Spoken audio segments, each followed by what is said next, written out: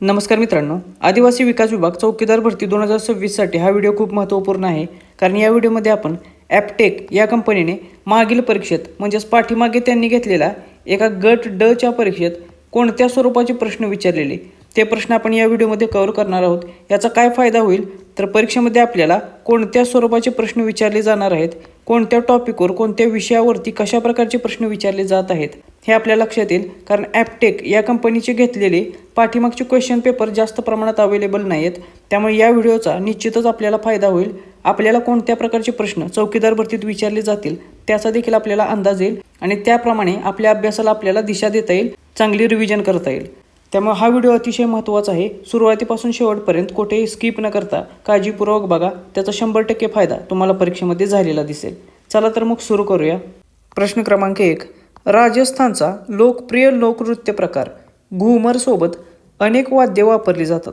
यापैकी कोणते विशिष्ट तारांचे किंवा तंतुवाद्य आहे जे घोड्याच्या डोक्याच्या आकाराच्या अनुनादकाने ओळखले जाते आणि विशेषतः राजस्थानी लोकसंगीताशी जोडलेले आहे? तर जी ॲपटेक कंपनी आहे ती परीक्षेमध्ये अशा प्रकारे विविध राज्यांचे जे महत्त्वाचे लोकनृत्य आहेत आणि विविध राज्यांची जे लोकसंगीताचे प्रकार आहेत त्याच्यावरती प्रश्न विचारताना दिसते. म्हणजे साधारणतः जे सांस्कृतिक घटक आहेत विविध राज्यातील याच्यावरती प्रश्न विचारले जातात. त्यामुळे त्या दृष्टिकोनातून आपल्याला याची तयारी करायची आहे.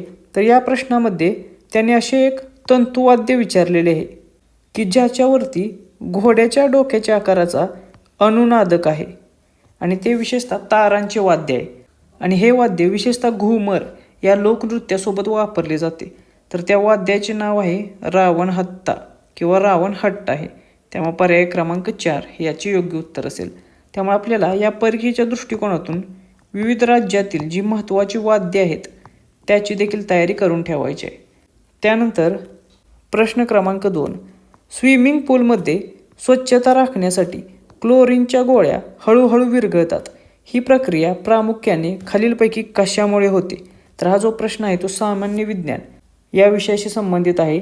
आणि स्विमिंग पूलमध्ये स्वच्छता राखण्यासाठी कोणत्या गोळ्या वापरल्या जातात? तर त्यासाठी क्लोरीनच्या गोळ्या वापरल्या जातात. हा एक MCQ तयार होतो आणि त्या गोळ्या हळूहळू स्विमिंग पूलमध्ये विरघळत असतात. तर ही प्रक्रिया कशामुळे होते? तर ही प्रक्रिया कंट्रोल्ड हायड्रोलिसिस किंवा कंट्रोल्ड नियंत्रित जल अपघटन प्रक्रियेमुळे होते की ज्याच्यामुळे सक्रिय क्लोरीन वायू हळूहळू मुक्त होतो आणि त्याच्यामुळे स्विमिंग पूलमध्ये स्वच्छता राखण्यास मदत होते. त्यामुळे पर्याय क्रमांक 2 हे याचे योग्य उत्तर असेल. आता याच्याशी संबंधित थोडी माहिती आपण बघूया की ज्याच्यावरती अजून कोणत्या प्रकारचे प्रश्न येऊ शकतात. तर ही जी नियंत्रित जल अपघटन किंवा कंट्रोल्ड हायड्रोलिसिस प्रक्रिया आहे ती काय आहे?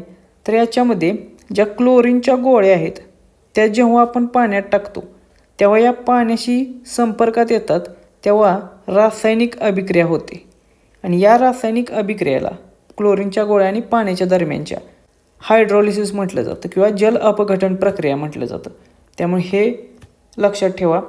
त्यानंतर ही जेव्हा प्रक्रिया होती रासायनिक अभिक्रिया तेव्हा हायपोक्लोरस ॲसिड आणि हायफ्लोक्लोराईड आयन हे मुक्त होत असतात आणि यालाच सक्रिय क्लोरीन म्हटलं जातं. आणि हे सक्रिय क्लोरीन कशासाठी उपयोगी होतं?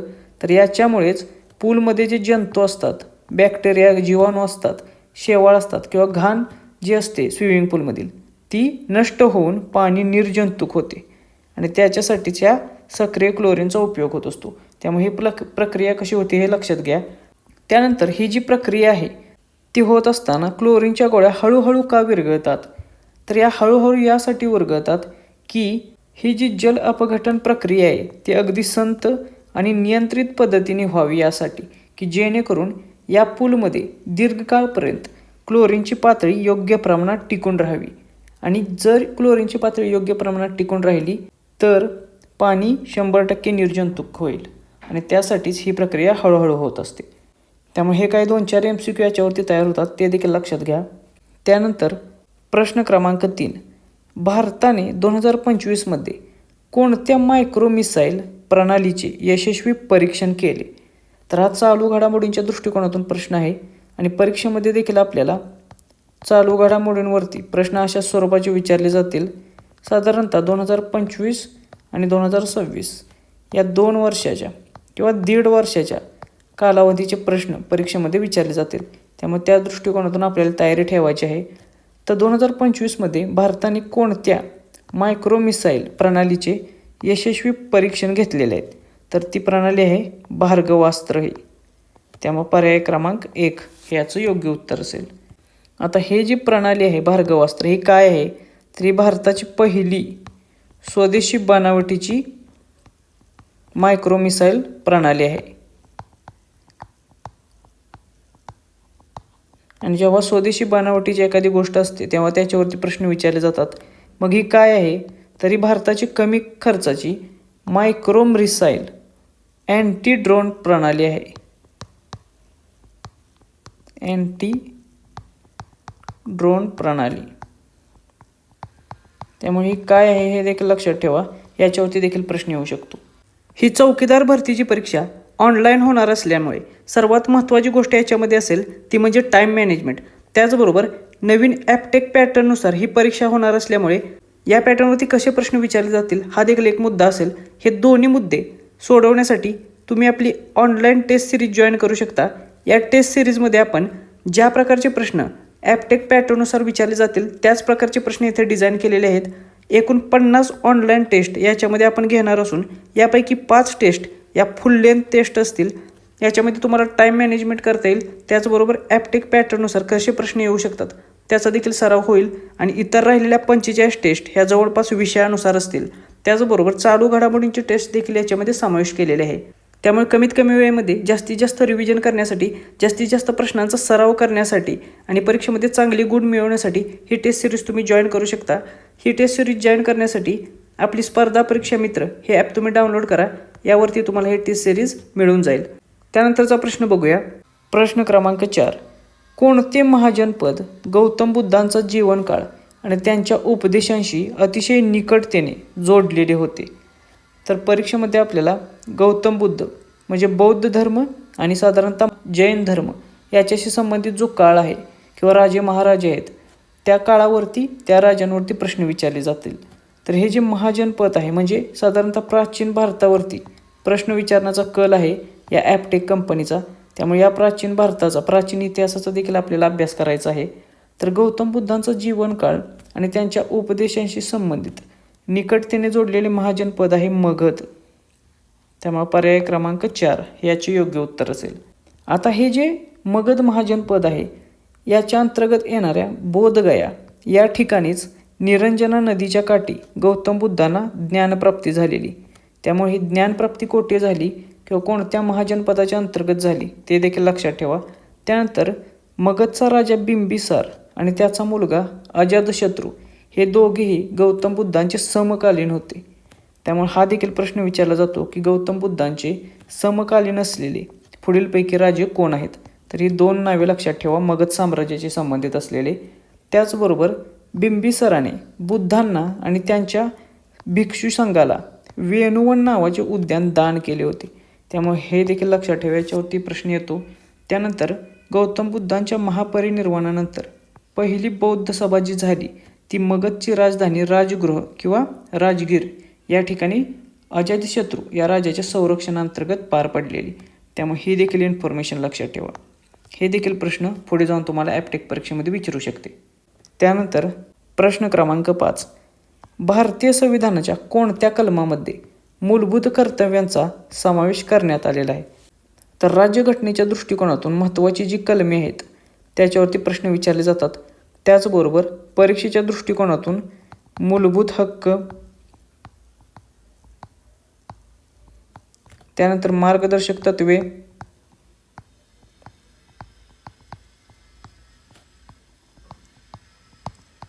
आणि मूलभूत कर्तव्ये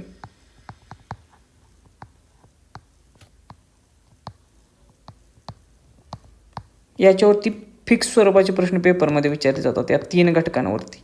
त्यामुळे हे 3 घटक सर्वात आधी संविधानाच्या अनुषंगाने तयार करून ठेवायचे आहेत. तर असे कोणते कलम आहे की ज्याच्यामध्ये मूलभूत कर्तव्यांचा समावेश करण्यात आलेला आहे?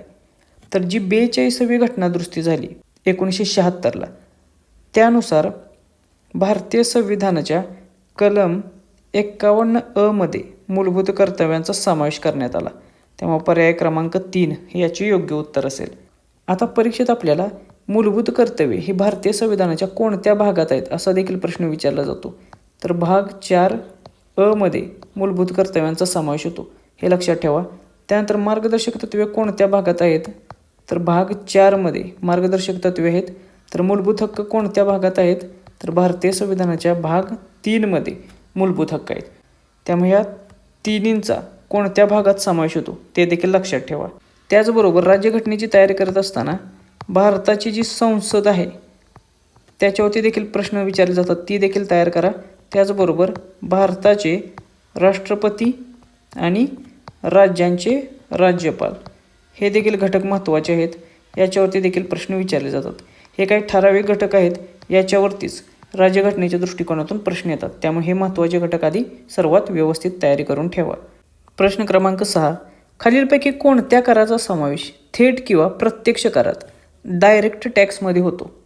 तर सर्वात आधी प्रत्यक्ष कर किंवा डायरेक्ट टॅक्स म्हणजे काय, तर असा कर जो ज्या व्यक्तीवर लादलेला असतो त्याच व्यक्तीने तो भरायचा असतो, किंवा ज्या कंपनीवर तो लादलेला असतो त्याच कंपनीने भरायचा असतो. म्हणजे प्रत्यक्ष संबंध याच्यामध्ये असतो, म्हणून याला डायरेक्ट टॅक्स किंवा प्रत्यक्ष कर असं म्हटलं जातं.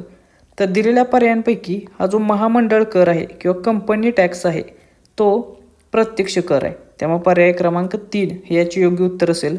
तर वस्तू आणि सेवा कर म्हणजे GST, सीमा शुल्क म्हणजे कस्टम ड्युटी आणि उत्पादन शुल्क म्हणजे एक्साईज ड्युटी, हे जे 3 आहेत ते अप्रत्यक्ष कर आहेत. तर परीक्षेत तुम्हाला अशाच प्रकारे प्रत्यक्ष कर कोणता आणि अप्रत्यक्ष कर कोणता याच्यावरती प्रश्न येऊ शकतो. त्यानंतर प्रश्न क्रमांक 7, संविधानातील कोणत्या घटनादुरुस्तीद्वारे आर्थिकदृष्ट्या दुर्बल घटकांसाठी 10% आरक्षणाची तरतूद करण्यात आली? तर भारतीय संविधानाची जी 103वी घटनादुरुस्ती झाली 2019 मध्ये. तर या 103व्या घटनादुरुस्तीनुसार जे आर्थिकदृष्ट्या दुर्बल घटक आहेत म्हणजेच इकॉनॉमिकली वीकर सेक्शन जो आहे त्यांच्यासाठी 10% आरक्षणाची तरतूद करण्यात आलेली. त्यामुळे पर्याय क्रमांक 3 हे याचे योग्य उत्तर असेल. प्रश्न क्रमांक 8, NiClO म्हणजे सोडियम हायपोक्लोराइट हे खालीलपैकी कशाचे लवण किंवा क्षार आहे? तर हा देखील प्रश्न आहे तो सामान्य विज्ञानाच्या अनुषंगाने विचारलेला आहे. तर आपल्याला या जो क्षार दिलेला आहे सोडियम हायपोक्लोराइट हा कोणत्या प्रकारचा क्षार आहे असं विचारलेला आहे. तर हा तीव्र आम्लारी आणि सौम्य आम्ल या प्रकारचा क्षार आहे. त्यामुळे याचे उत्तर आहे पर्याय क्रमांक 3 हे. आता हे कसं, तर उदासीनीकरण अभिक्रिया याच्यामुळे काय होतं, तर जेव्हा एखादे ॲसिड किंवा आम्ल आणि एखादा आम्लारी हे 2 घटक एकमेकांशी जेव्हा रासायनिक अभिक्रिया करतात तेव्हा त्याच्यापासून क्षार आणि पाणी तयार होत असतं. याचं उदाहरण काय आहे, तर हा जो सोडियम हायपोक्लोराइट आहे तो अशाच प्रकारे बनलेला आहे. याच्यासाठी सोडियम हायड्रॉक्साईड हा एक तीव्र आम्लारी आहे आणि हायपोक्लोरस ॲसिड ही एक सौम्य आम्ल आहे, वीक ॲसिड आहे. हे 2 जेव्हा एकत्र येतात तेव्हा त्याच्या अभिक्रिया होऊन रासायनिक अभिक्रिया होऊन उदासीनीकरण अभिक्रिया घडते आणि त्याच्यापासून ह्या क्षार सोडियम हायपोक्लोराइट आणि पाणी तयार होत असतं. म्हणजेच याच्यामध्ये आपण एक तीव्र आम्लारी वापरलेली आहे आणि एक सौम्य आम्ल वापरलेला आहे आणि हेच या प्रश्नाचं उत्तर असेल. प्रश्न क्रमांक 9, फिफा विश्वचषक फुटबॉल स्पर्धेचे आयोजन करणारा पहिला आशियाई देश कोणता? तर सध्या फिफा वर्ल्ड कप फुटबॉलची स्पर्धा चालू आहे, त्या अनुषंगाने याच्यावरती प्रश्न येऊ शकतात म्हणून हा प्रश्न आपण येथे घेतलेला आहे. याच्यावरती यापूर्वी देखील ॲपटेक कंपनीने प्रश्न विचारलेला आहे 2025 ऑक्टोबरच्या एका एक्झाममध्ये, त्यामुळे हा प्रश्न रिपीट होऊ शकतो. तर फुटबॉल जी स्पर्धा आहे त्या स्पर्धेचे आयोजन किंवा यजमानपद भूषवणारा पहिला आशियाई देश कोणता होता? तर 2002 साली जी फिफा वर्ल्ड कप स्पर्धा झाली फुटबॉलची त्याचे आयोजनपद हे संयुक्तरित्या दक्षिण कोरिया आणि जपान या 2 आशियाई देशांनी केलेलं. त्यामुळे या प्रश्नाचे उत्तर असेल पर्याय क्रमांक 3 हे. दक्षिण कोरिया आणि जपान हे पहिले 2 आशियाई देश आहेत ज्यांनी संयुक्तपणे फुटबॉल स्पर्धा फिफा वर्ल्ड कप आशिया खंडात भरवलेली होती. त्यानंतर परीक्षेत तुम्हाला आता प्रश्न येऊ शकतो की आशिया खंडातला दुसरा विश्वचषक फिफा फुटबॉल विश्वचषक कोणत्या देशाने भरवला? तर याचे उत्तर असेल कतार. कतार हा दुसरा आशियाई देश ठरलेला आहे ज्याने 2022मध्ये फिफा फुटबॉल वर्ल्ड कपचे आयोजन केलेले. त्यामुळे कतार हे देखील नाव, हा देखील देश लक्षात ठेवा. त्यानंतर प्रश्न क्रमांक 10. भारताचे 26वे मुख्य निवडणूक आयुक्त कोण आहेत? तर परीक्षेमध्ये ज्या काही महत्त्वाच्या नेमणुका आहेत त्याच्यावरती देखील प्रश्न विचारले जातात. त्या अनुषंगाने हा प्रश्न येथे महत्त्वाचा आहे. तर 2026ची जे चालू घडामोडी आहेत त्याच्या दृष्टिकोनातून हा प्रश्न येथे येऊ शकतो. तर भारताचे जे मुख्य निवडणूक आयुक्त आहेत त्यांचे नाव आहे श्री ज्ञानेश कुमार हे. त्यामुळे पर्याय क्रमांक 1 याचे योग्य उत्तर असेल. त्याचबरोबर हे कितवे मुख्य निवडणूक आयुक्त आहेत? तर हे 26वे मुख्य निवडणूक आयुक्त आहेत. त्यामुळे हा आकडा देखील लक्षात ठेवा. असा देखील प्रश्न येऊ शकतो की श्री ज्ञानेश कुमार हे भारताचे कितवे मुख्य निवडणूक आयुक्त आहेत? तर हे भारताचे 26वे मुख्य निवडणूक आयुक्त आहेत. प्रश्न क्रमांक 11.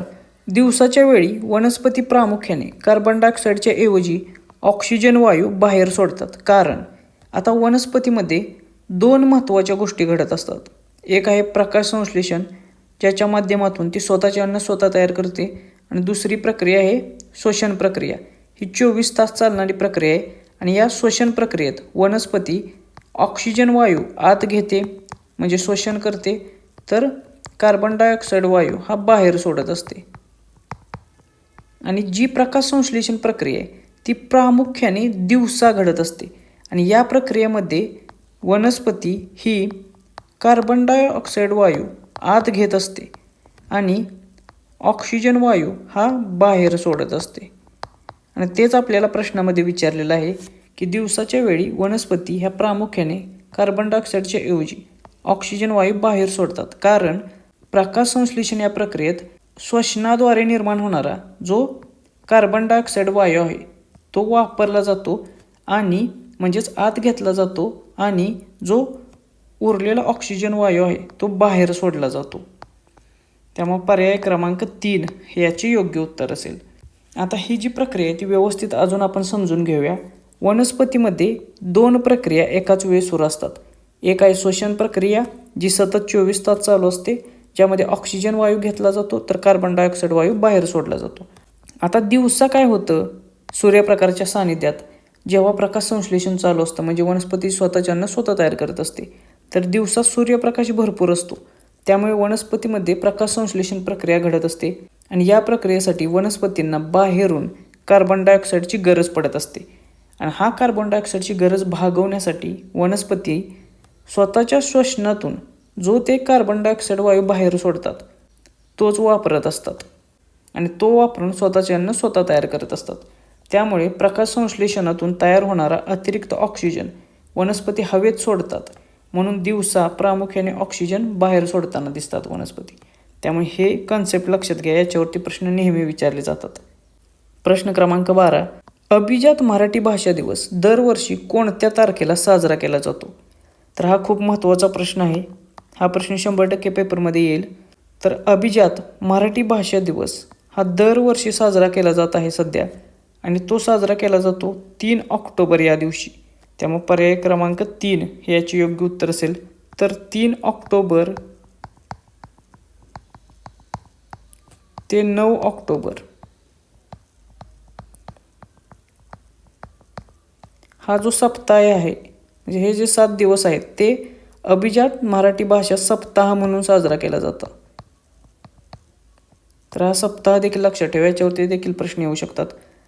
तर 3 ऑक्टोबरला केंद्र सरकारने म्हणजे 3 ऑक्टोबर 2024ला केंद्र सरकारने मराठी भाषेचा दर्जा हा अभिजात भाषा म्हणून केला. त्यामुळे हा जो दिवस आहे 3 ऑक्टोबर दिवस हा महाराष्ट्र शासनाने अभिजात मराठी भाषा दिवस म्हणून साजरा करायला सुरुवात केलेली आहे. त्यामुळे ही गोष्ट येथे लक्षात घ्या. त्याचबरोबर हा जो 27 फेब्रुवारी हा दिवस आहे तो मराठी भाषा गौरव दिन म्हणून साजरा केला जातो. हे देखील लक्षात ठेवा, याच्यावरती देखील प्रश्न विचारला जातो.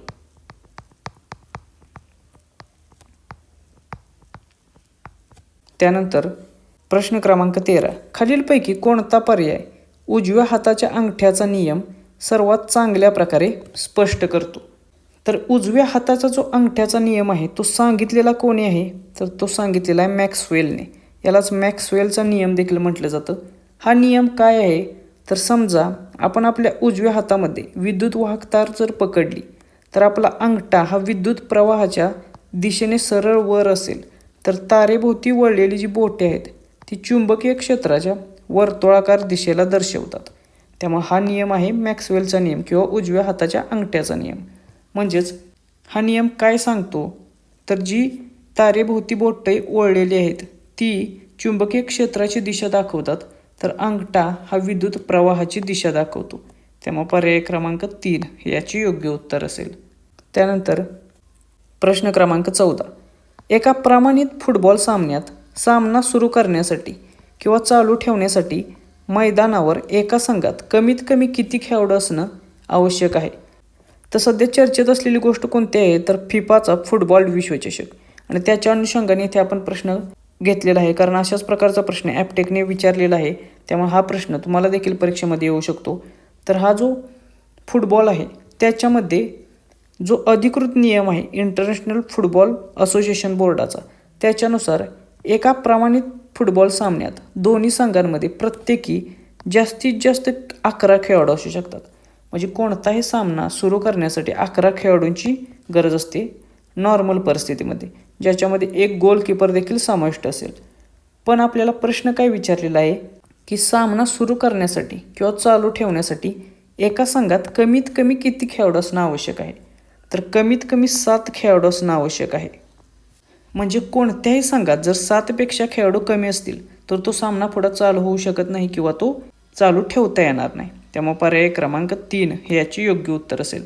सुरुवातीला प्रत्येक संघात हे 11 खेळाडूच असतील, मात्र काही कारणांमुळे जसे की खेळाडूंना रेड कार्ड दिले जातात किंवा दुखापतीमुळे खेळाडू बाहेर जातात, तर याच्यामुळे कमीत कमी 7 एवढे खेळाडू तरी पाहिजेत सामना सुरू ठेवण्यासाठी.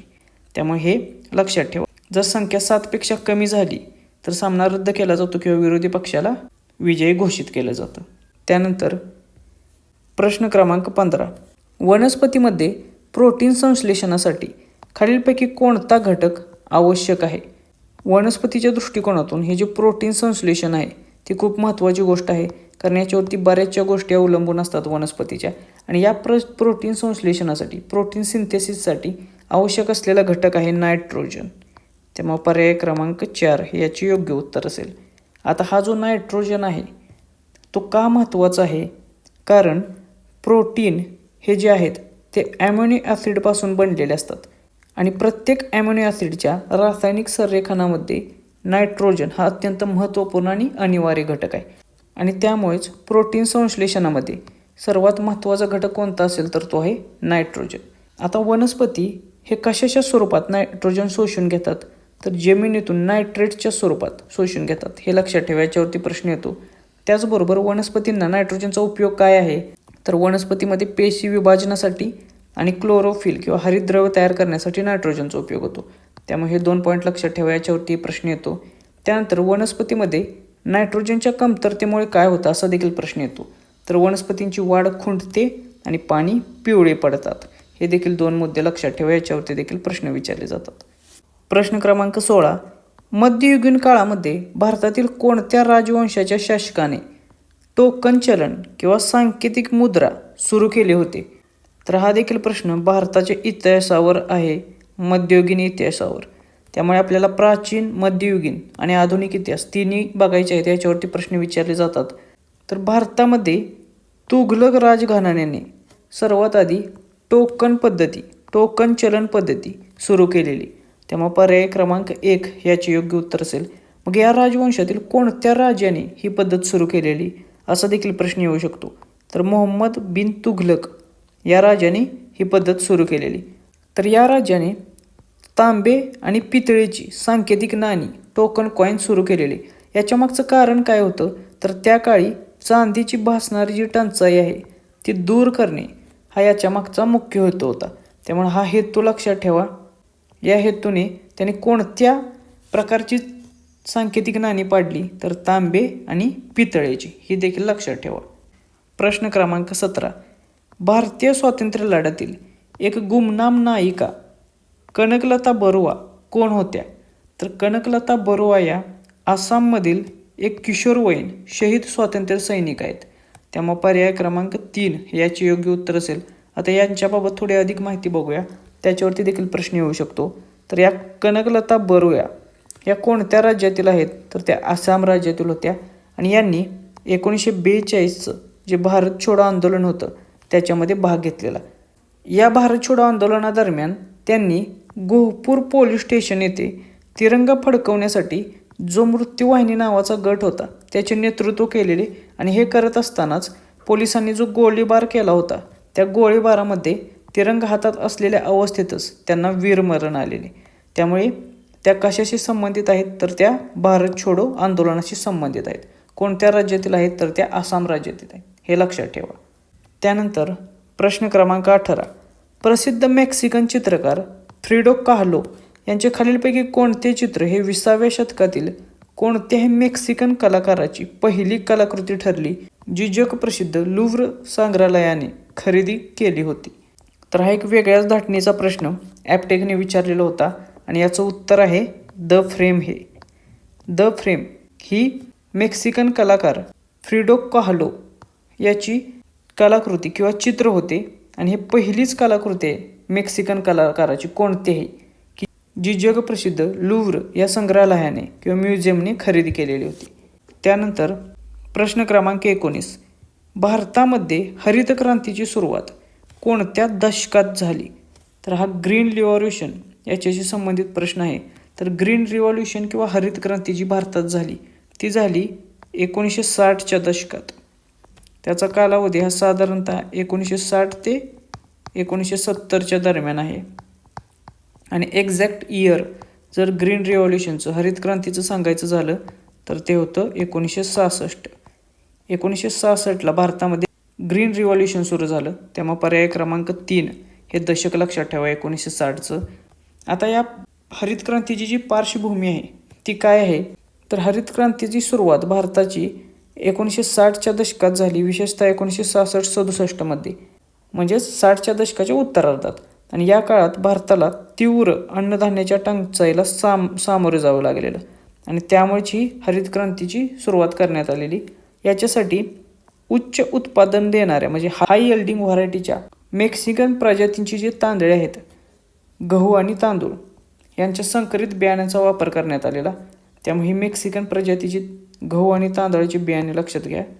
याच्यामध्ये सिस्टमॅटिक पद्धतीने रासायनिक खते, कीटकनाशके आणि आधुनिक सिंचनाच्या पद्धतीचा वापर केला गेला. त्यामुळे भारतात अन्नधान्याचे उत्पादन वाढले. विशेषतः गहू आणि तांदूळ यांच्यामध्ये विक्रमी वाढ झाली उत्पादनात. त्यामुळे प्रश्न येतो की कोणत्या अन्नधान्याच्या उत्पादनात विशेषतः वाढ झाली, तर गहू आणि तांदूळ हे लक्षात ठेवा. त्यानंतर जागतिक हरित क्रांतीचे जनक कोणाला म्हटलं जातं असा देखील प्रश्न विचारला जातो. तर त्याचे उत्तर असेल डॉक्टर नॉर्मन बोरलॉग हे. तर भारतातील हरित क्रांतीचे जनक कोण आहेत, तर ते डॉक्टर MS स्वामीनाथन. त्यामुळे हे दोन्ही नावे लक्षात ठेवा, याच्यावरती प्रश्न विचारले जातात. त्यानंतरचा प्रश्न क्रमांक 20. तापी ही महाराष्ट्रातील प्रमुख पश्चिमी वाहिनी नदी आहे. खालीलपैकी कोणती नदी ही तापी नदीची सर्वात मोठी आणि प्रमुख उपनदी आहे जी खानदेशच्या मैदानी प्रदेशातून वाहते? तर आता भूगोलाच्या दृष्टिकोनातून जी नदी प्रणाली आहे महाराष्ट्रातील ती खूप महत्त्वाची आहे. याच्यावरती फिक्स स्वरूपाचे प्रश्न विचारले जातात, त्यामुळे हा घटक चांगला करा. तर परीक्षेत तुम्हाला प्रश्न येतो की महाराष्ट्रातील प्रमुख पश्चिमी वाहिनी नदी कोणती, तर याचं उत्तर असेल तापी. मग तापीची सर्वात मोठी आणि प्रमुख उपनदी कोणती आहे, तर ती आहे पूर्णा नदी. त्यामुळे पर्याय क्रमांक 2 हे याचे योग्य उत्तर असेल. आता ही जी पूर्णा नदी आहे तिचा उगम कोठे होतो, तिचा उगम होतो सातपुडा पर्वतरांगेत. त्यामुळे हा उगम लक्षात घ्या. ही पूर्णा नदी तापी नदीला कोणत्या ठिकाणी मिळते असा प्रश्न विचारला जातो, तर त्याचं उत्तर असेल जळगाव जिल्ह्यातील चांगदेव हे ठिकाण. चांगदेव संगम लक्षात घ्या, त्या ठिकाणी तापी नदी आणि पूर्णा नदी यांचा संगम आहे. आणि याच तापी पूर्णा खोऱ्याने संपूर्ण खानदेशचा जो भाग आहे तो सुपीक बनवलेला आहे. त्याचप्रकारे आणखीन 2 महत्त्वाच्या नद्या आहेत विदर्भातील, एक आहे वर्धा नदी आणि वैनगंगा नदी. या दोन्ही नद्या प्रमुख दक्षिण वाहिनी नद्या आहेत महाराष्ट्रातल्या. त्यामुळे याच्यावरती देखील प्रश्न येतो. तुम्हाला परीक्षेत आणखीन एक प्रश्न येतो की वर्धा नदी आणि वैनगंगा नदी या एकत्र कोठे येतात किंवा यांचा संगम कोठे आहे, तर तो गडचिरोलीतील चपराळा या ठिकाणी आहे. त्यामुळे चपराळा या ठिकाणी या दोन्ही नद्या एकत्र येतात आणि पुढे या नद्यांच्या एकत्रित प्रवाहाला प्राणहिता म्हटलं जातं. आणि ही प्राणहिता नदी मग पुढे जाऊन गोदावरी नदीला मिळते. तर ह्या देखील 2 नद्या लक्षात ठेवा, याच्यावरती देखील प्रश्न विचारले जातात. प्रश्न क्रमांक 21.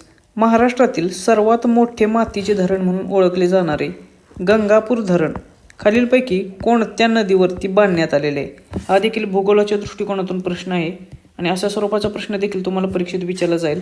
जी महाराष्ट्रातील महत्त्वाची धरणे आहेत, नदीचे प्रकल्प आहेत, प्राकृतिक महाराष्ट्र जो आहे त्याच्यावरती अशा स्वरूपाचे प्रश्न विचारले जातील. तर महाराष्ट्रातील सर्वात मोठे मातीचे धरण कोणते आहे? तर ते आहे गंगापूर धरण आणि ते आहे गोदावरी नदीवरती.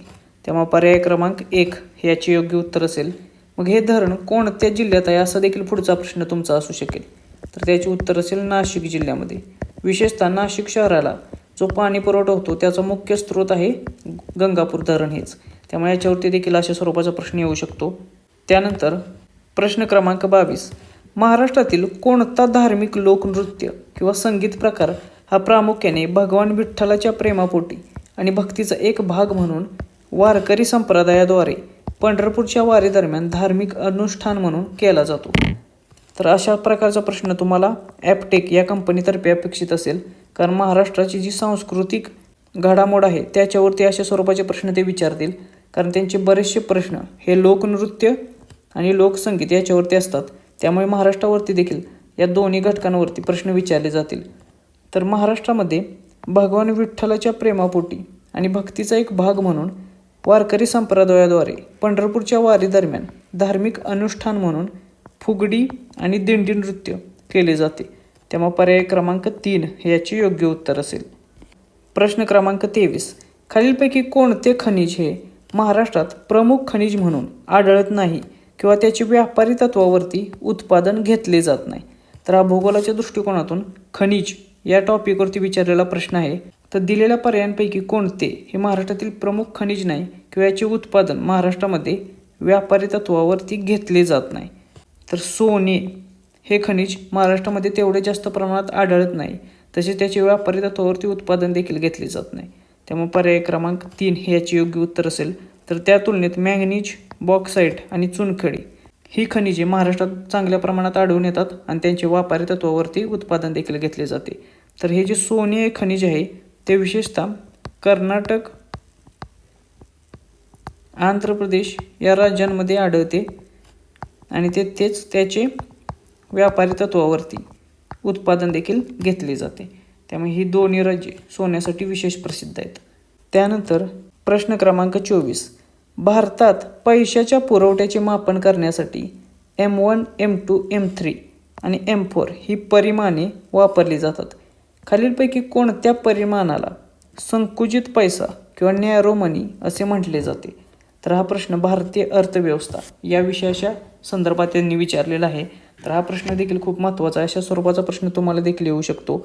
तर भारतामध्ये पैशाच्या पुरवठ्याचे मापन करण्यासाठी 4 परिमाणे वापरली जातात. एक आहे M1 पैसा, दुसरा M2 पैसा, तिसरा M3 आणि चौथा M4 पैसा. तर यापैकी M1 पैसा जो आहे त्याला संकुचित पैसा किंवा नॅरो मनी म्हणून ओळखलं जातं. कारण याच्यामध्ये फक्त लोकांकडील जे चलन आहे किंवा बँकेमध्ये ज्या ठेवी आहेत लोकांच्या त्यांचा समावेश असतो आणि जे अत्यंत तरल पैसा आहे त्यामुळे याला संकुचित पैसा किंवा नॅरो मनी म्हणून ओळखलं जातं. तर परीक्षेत तुम्हाला पुढचा प्रश्न येऊ शकतो की ब्रॉड मनी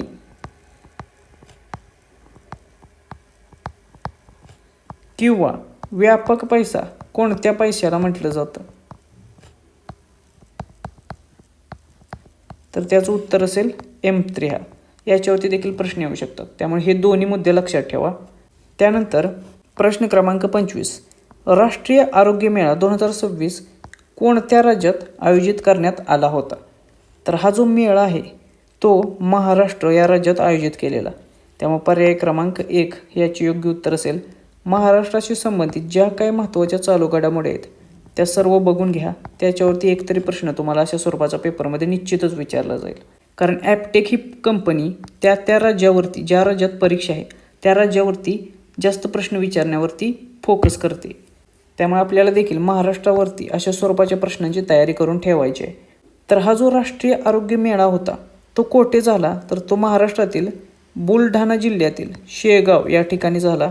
हा का महत्त्वाचा आहे? कारण याचे उद्घाटन भारताच्या राष्ट्रपती थेट द्रौपदी मुर्मू यांच्या हस्ते करण्यात आलेले. त्यामुळे हा मेळावा परीक्षेच्या दृष्टिकोनातून खूप महत्त्वाचा आहे. याचे आयोजन कोणी केलेले तर भारत सरकारचे आयुष मंत्रालय आणि अखिल भारतीय आयुर्वेद काँग्रेस यांनी मिळून संयुक्तपणे याचे आयोजन केलेले. आणि याचा उद्देश काय होता तर आयुष प्रणाली जी आहे तिचा प्रसार करणे आणि मोफत आरोग्यसेवा प्रदान करणे किंवा आरोग्याशी संबंधित किंवा या आयुष प्रणालीशी संबंधित जनजागृतीसाठी हा मेळावा आयोजित केलेला. त्यामुळे या मेळाव्याशी संबंधित इतर जे पॉईंट आहेत ते देखील लक्षात घ्या, याच्यावरती देखील प्रश्न येऊ शकतो. तर अशा रीतीने आपण आत्ता जे 25 प्रश्न बघितलेले आहेत हे सर्व प्रश्न ॲपटेक या कंपनीने पाठीमागे घेतलेल्या परीक्षेमध्ये विचारलेले प्रश्न आहेत. त्यामुळे हे प्रश्न खूप महत्त्वाचे आहेत. हे सर्व प्रश्न PYQ आहेत. त्यामुळे अशाच प्रकारचे प्रश्न ॲपटेक ही कंपनी तुम्हाला देखील विचारणार आहे. त्यामुळे प्रश्नांचे स्वरूप लक्षात घ्या, त्यावरून कोणत्या टॉपिकवरती प्रश्न विचारणार आहेत ते टॉपिक देखील लक्षात घ्या. त्या टॉपिकची चांगली तयारी करा, त्याचा निश्चितच फायदा तुम्हाला येणाऱ्या परीक्षेमध्ये दिसून येईल. त्याचबरोबर जेवढे काही प्रश्न आपल्याला ॲपटेकचे अजून घेता येतील ते सर्व प्रश्न आपण येथे घेण्याचा प्रयत्न करू. त्याचा निश्चितच फायदा तुम्हाला येणाऱ्या परीक्षेमध्ये होईल, जेणेकरून जास्तीत जास्त मार्क तुम्ही मिळवू शकता. त्याचबरोबर चौकीदार या पदासाठी आपला हा 1100पेक्षा जास्त GSGKच्या वड लायनरचा समावेश असलेला PDF कोर्स आहे, तो देखील तुम्ही घेऊ शकता. त्याचबरोबर आपल्या 50 ऑनलाईन टेस्ट सिरीजचा समावेश असलेला देखील एक कोर्स आहे. सेम ॲपटेक पॅटर्नवरती आधारित असलेले हे प्रश्न आहेत, ते देखील तुम्ही घ्या. त्याच्यामध्ये 5 फुल लेंथ टेस्ट देखील तुम्ही देऊ शकता. ही ऑनलाईन टेस्ट सिरीज असल्यामुळे टाईम मॅनेजमेंट देखील तुम्हाला करता येईल.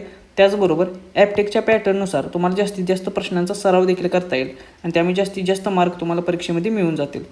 हे दोन्ही कोर्स आपली स्पर्धा परीक्षा मित्र या ॲपवरती तुम्हाला मिळून जातील. ॲपची लिंक खाली डिस्क्रिप्शन बॉक्समध्ये दिलेली आहे. या व्हिडिओची जर PDF हवी असेल तर ते आपल्या टेलिग्राम चॅनेलला मिळेल. चॅनेलची लिंक खाली डिस्क्रिप्शन बॉक्समध्ये दिलेली आहे. भेटूया नेक्स्ट व्हिडिओच्या माध्यमातून. थँक्यू.